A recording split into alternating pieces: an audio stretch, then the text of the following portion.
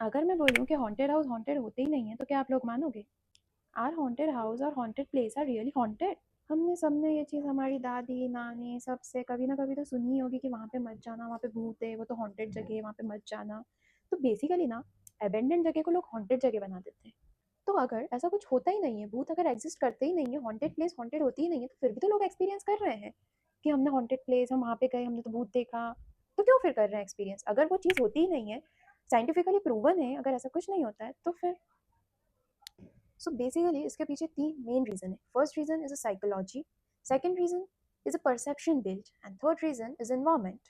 सो perception build में हम ऐसा कह सकते हैं कि हमें पहले से बता दिया है कि तुम उस जगह जाओगे तो तुमको भूत है, तुमको वो हॉन्टेड प्लेस है, तुम वहाँ पे मत जाओ। तो ह्यूमन ब्रेन ने ना वो चीज़ फिक्स कर ली है कि नहीं, वहाँ पे वहाँ भूत नहीं भी होगा, फिर भी सामने वाले को लगेगा कि वहाँ पे भूत है, क्योंकि उस चीज़ को उसने बिल्ड कर लिया है अपने दिमाग में, उसका परसेप्शन वो बिल्ड हो गया कि अगर कोई भी डार्क प्लेस है, कोई भी अबेंडेंट प्लेस है, तो वहाँ पे भूत है। सो बेसिकली ना ह्यूमन ब्रेन बहुत पावरफुल है। मतलब ह्यूमन ब्रेन सब कुछ कर सकता है, वो ओवर थिंक से लेके सब कुछ कर सकता है। Human brain is so powerful, but human brain accurate नहीं है। सो बेसिकली ना ब्रेन रैंडम चीज़ों की मीनिंग देने लगता है, जिसके मीनिंग होते भी नहीं है। इस फिनोमिना को कहते हैं पैराइडोलियो। सो बेसिकली इस फिनोमिना में ऐसा होता है कि लोग ना रैंडम पैटर्न, रैंडम चीज़ों में ना फिगर और फेसेस देखने लगते हैं। लाइक रैंडम कुछ पैटर्न बनी है, कुछ शेडो बनी है ना, उसमें उनको फेस और फिगर दिखने लग जाएंगे।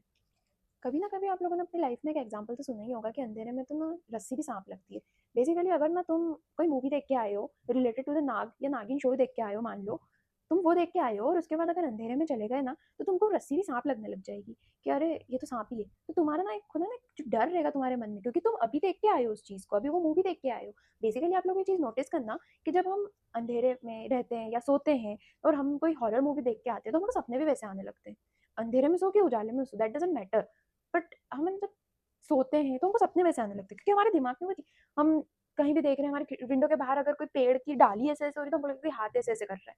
तो बेसिकली ना हम वो मूवी देख के आए हैं, हमारे दिमाग में वो परसेप्शन बिल्ड हो गया है, भूत तो होते हैं। या हमारा पहले ही एग्जाम्पल सांप है, तो सांप भी होगा, रस्सी भी। इसलिए ना पुराने घर बड़े क्रीपी लगने लगते हैं, क्योंकि वो पुराने हो जाते हैं, वहाँ पे बहुत मतलब बोल सकते हैं कि बहुत अंधेरा रहेगा, चीज़ें पुरानी हो जाएगी, तो वो बहुत क्रीपी लगने लगेगा हमको।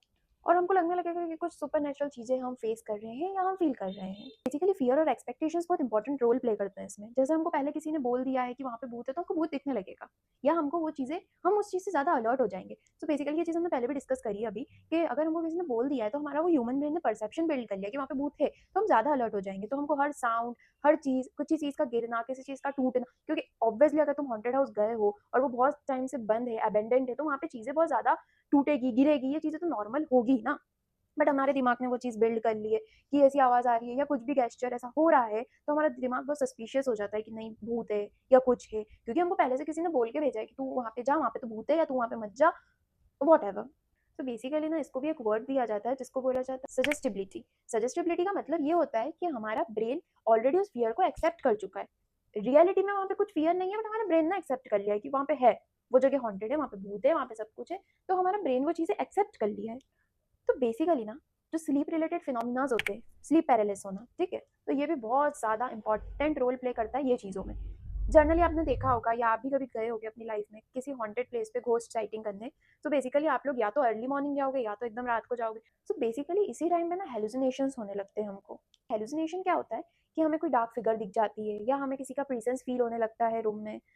ऐसे ही कुछ डिफरेंट टाइप के हेलुसिनेशन होते हैं जिसमें ना वेकअप और स्लीप के बीच की स्टेट होती है, जिसमें हम ड्रीम और रियलिटी के बीच का डिफरेंस नहीं समझ पाते हैं।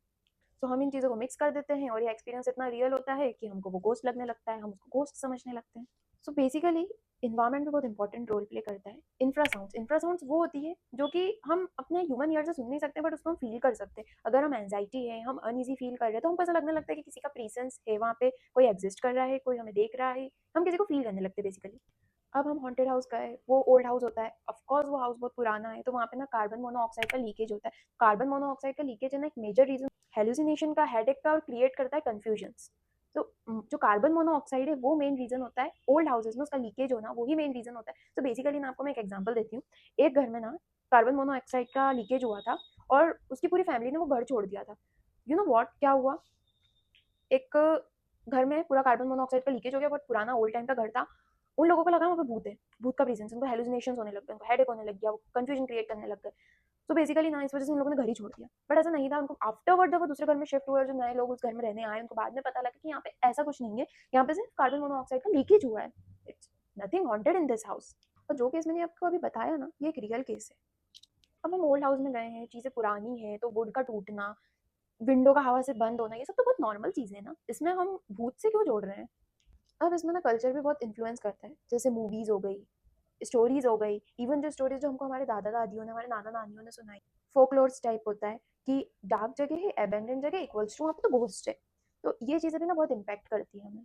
तो हम ऐसे सिचुएशन में जाते हैं, ऐसी जगह पे जाते हैं ना, तो हमारा जो ब्रेन होता है ना, वो ऑटोमेटिकली स्कैरी इंटरप्शन करने लगता है, इंटरप्रिटेट करने। बेसिकली हम ऐसी जगह पे जाते हैं ना, तो हमारा कंफर्मेशन बायस एक्टिवेट हो जाता है कि यहाँ पे भूत है। तो इससे क्या होता है, हर छोटी छोटी चीज़ें, हर स्मॉल इंसिडेंट्स हमें घोस्ट एक्टिविटी लगने लगती है। तो अब हम इतनी बात करने के बाद कंक्लूजन निकाले ना, जो घोस्ट एक्सपीरियंस है, हॉन्टेड हाउस का जो चीज़ है, साइंटिस्ट के अकॉर्डिंग ऐसा है, साइकोलॉजिकल, एनवायरमेंटल और परसेप्शन बिल्ड होना ही एक मेन रीज़न है हमें घोस्ट एक्सपीरियंस होना, या हॉन्टेड हाउस में घोस्ट दिखना, या जो भी चीज़ें होना। जो चीज़ लोग एक्सपीरियंस कर रहे हैं ना, वो चीज़ें ना रियल होती है, बट वो सुपर नेचुरल नहीं होती है। सो हॉन्टेड हाउस जो होता है ना, वो घोस्ट से ज़्यादा नहीं, ह्यूमन माइंड का परसेप्शन होता है। ह्यूमन माइंड नॉर्मल चीज़ों को भी मिस्टीरियस बना देता है, तो वहाँ पे इमेजिनेशन और रियल मिलके एक मिस्टीरियस चीज़ बन जाती है। सो बेसिकली ऐसा कुछ होता नहीं है, साइंटिफिकली प्रूवन नहीं है। I have research so many places which are original, तो ऐसा कुछ भी नहीं होता है। Thank you so much for watching. If you like this video, please like, share and subscribe the channel.